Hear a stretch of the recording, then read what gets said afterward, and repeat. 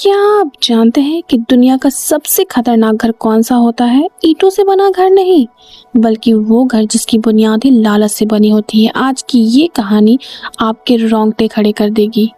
एक समय की बात है, एक किरण नाम का राजमिस्त्री था।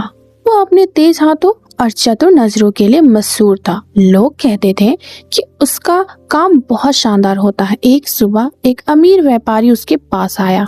व्यापारी ने किरण से कहा कि मुझे एक लंबी यात्रा में जाना है, तो मैं चाहता हूँ कि मेरी गैर मौजूदगी में एक घर बनाया जाए। व्यापारी ने किरण को एक सोने के सिक्कों से भरा हुआ थैला थमा दिया। थैला इतना भारी था कि किरण के हाथ झुक गए। तभी व्यापारी ने किरण के भरोसे के साथ देखा और कहा, इसे बहुत अच्छे से बनाना। इतना बोल के व्यापारी चला गया। जैसे ही व्यापारी गया, किरण के मन में लालच आ गया।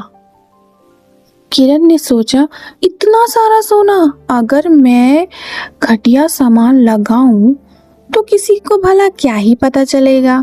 दीवारें बाहर से तो चमकेंगी ही, लेकिन अंदर से कमियां छिपी रहेंगी। इस तरह मैं बहुत सारा सोना बचा भी लूंगा। काम शुरू हुआ। किरण ने मजबूत लकड़ी की जगह सड़ी हुई लकड़ियां चुनी। उसने ऐसी ईंटें ली जो आसानी से टूट जाती थी। उसने पेंट के पीछे सारी खोखली जगह को छिपा दिया। सड़क से देखने पर वह घर बहुत आलीशान और मजबूत दिख रहा था।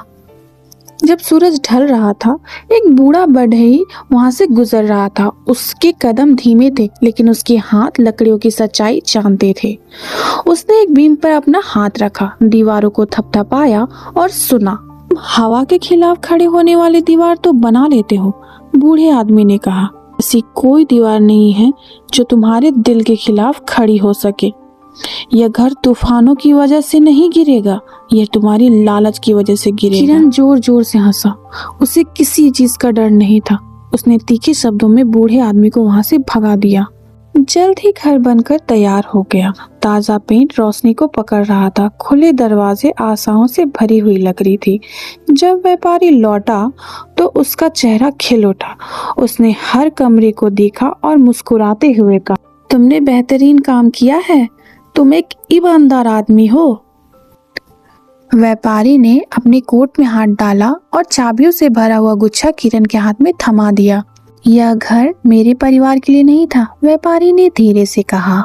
ये तुम्हारी वफादारी और सेवा के लिए मेरा तोहफा है। इसे ले लो और यहाँ अपने बच्चों के साथ रहो।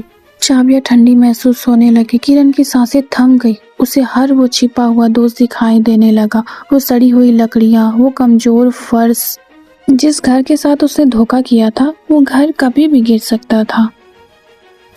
उसने एक जाल बनाया था और अब उसका अपना परिवार उसके अंदर रहने वाला था। उस समय उसे ये एहसास हुआ और वो समझा कि उसने पैसे नहीं बचाए, बल्कि उसने अपने ही भविष्य से चोरी की थी।